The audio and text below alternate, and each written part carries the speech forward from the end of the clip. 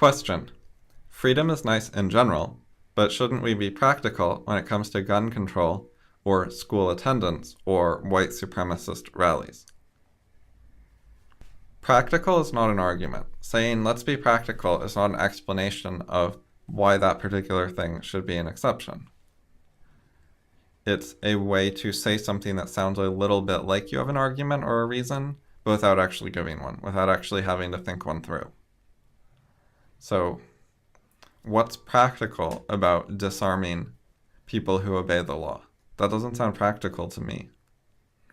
Gun control has a very disproportionate effect on non-criminals who follow gun control laws. And disarming the non-criminals makes it easier to shoot people because they're not going to shoot back as much. So I don't think gun control is practical. It also makes it a lot easier for strong men to attack weak women and children and weak men.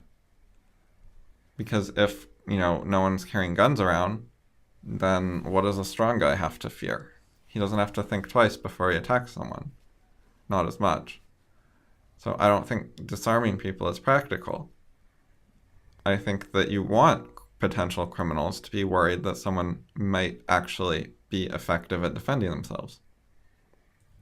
Forcing kids to go to school, what's practical about that? It sort of sounds practical because you're like, well, kids need to know lots of stuff. They need to learn. So we'll send them to school. And if they don't go to school, they won't learn, and that'll be bad. But that's not a very well thought out position. Like, why does the kid not want to go to school? And it's the same with the gun control. You have to consider, why do law-abiding citizens want to have guns? Most gun owners are not criminal types, So you have to consider, why do they want guns? What's their reasoning? And then actually address that. Speak to it.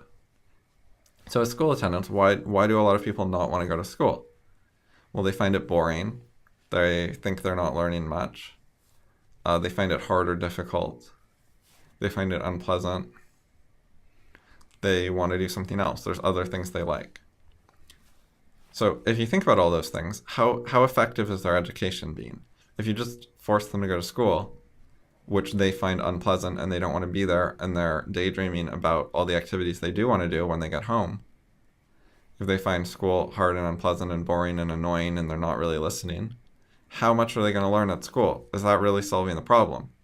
Is just making them physically go to school addressing the actual issues? No, it's not. So that's not practical. It's not practical to try to obscure the problem that schools are boring and shitty and for whatever reason not getting through to kids very well, and just obscure that by making kids put their butt in a chair for a while and then pretend everything's fine.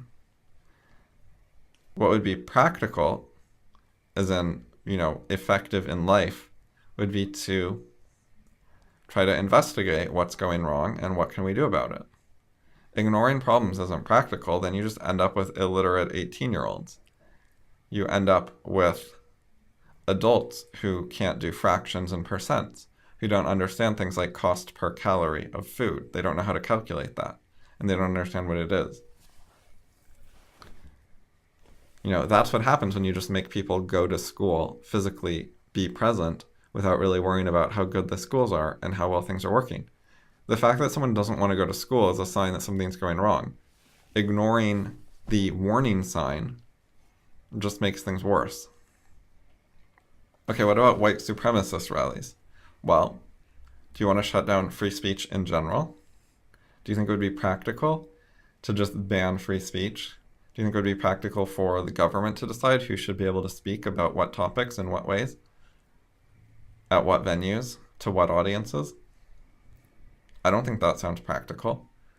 I think it's way more practical for the government just to have absolutely no opinion on who gets to talk about what, or as close to that as we can manage.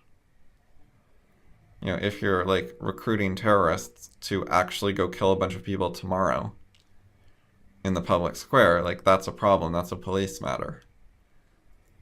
But we can be extremely tolerant of almost all speech. We can have our government just generally stay out of it, and that seems way more practical to me. Like, why would I want to have to deal with the government and what the government thinks is an okay thing to say before I get to speak?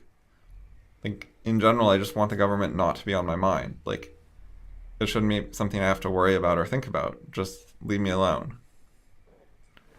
And, like, white supremacist, like, what? Someone who thinks white people are better than black people or something? Like, I mean, that's kind of gross, but, like, why do we need to shut them up? People already disagree with them. What's the problem? If you're worried about violence, there's a lot more violence coming from, like, Antifa.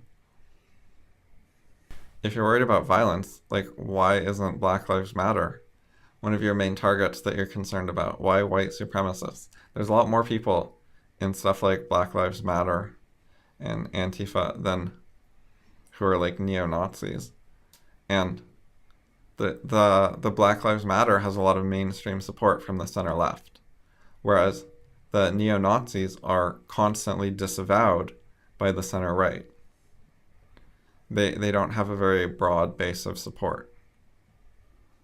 If you're just worried about like racists and you think like Breitbart.com is like the alt-right and that's what you're worried about, then that has broader support. It's more popular. Like if you're just sort of worried about Trump voters in general, okay, there's a lot of them.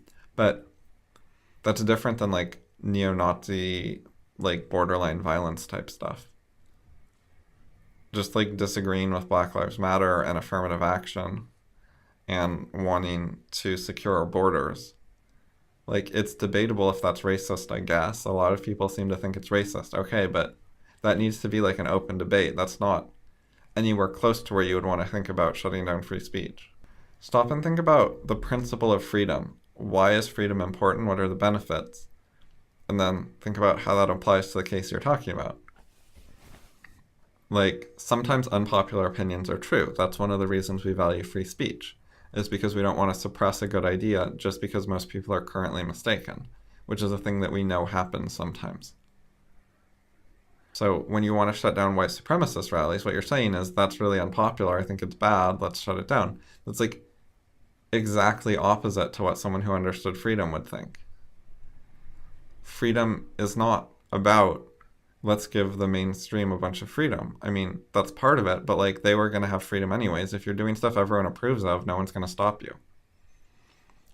When you think about freedom, you have to think like, we need freedom for outliers. We need freedom for deviants. We need freedom for unpopular stuff because that's where there's an actual issue. That's where there's some contention. Like no one wants to get rid of popular approved stuff. It's disapproved of stuff that people think is bad in some way that they consider shutting down. And that's when you need to stand up for freedom and say, hey, no, we don't want to just have a popularity contest and suppress everything else. We want to have a free society where people can think and act in other ways and try out innovations.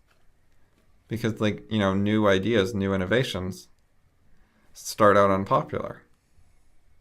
So a big part of the purpose of freedom is to let new things happen, new ideas spread.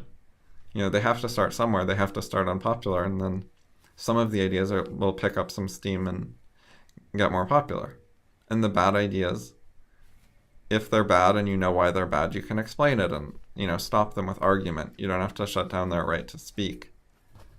You can explain like why racism is bad and you can convince people. Most new ideas, you know, actually do get shut down by argument. They lose the argument. There's more ways to be wrong than right. Like the majority of new ideas are mistakes. But some of them manage to win the argument occasionally, and that's really important. That's where progress comes from.